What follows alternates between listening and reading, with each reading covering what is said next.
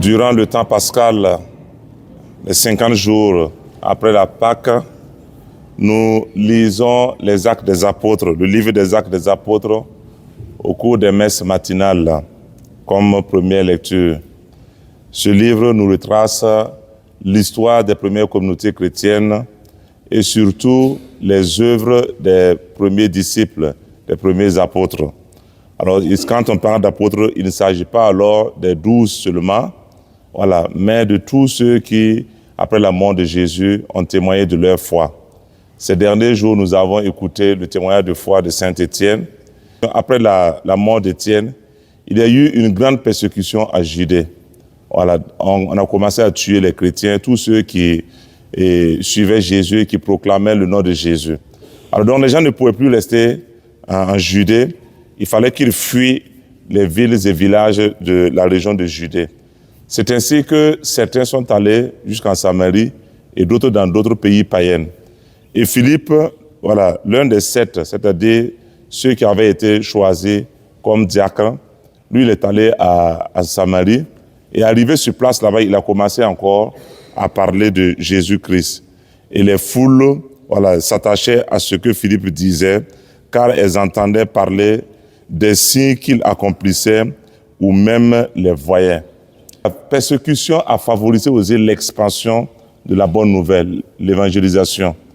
Les apôtres qui ont fui la région de Judée ne se sont pas arrêtés ou se sont découragés pour annoncer la bonne nouvelle. Au contraire, là où ils sont allés, avec la persécution, avec cette fuite, ils ont continué à annoncer la bonne nouvelle.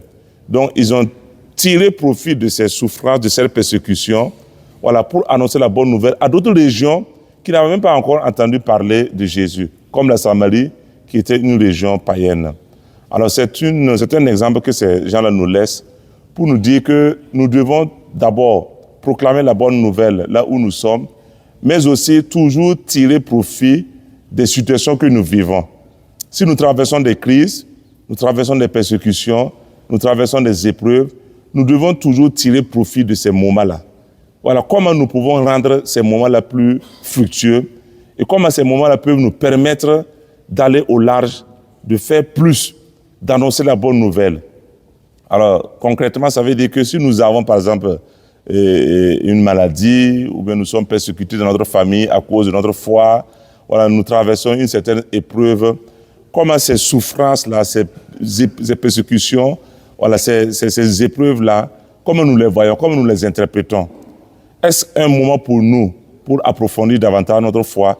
Et peut-être que ce que nous vivons comme souffrance, c'est un moment aussi pour nous attacher à Jésus-Christ, pour comprendre davantage, pour connaître Jésus-Christ.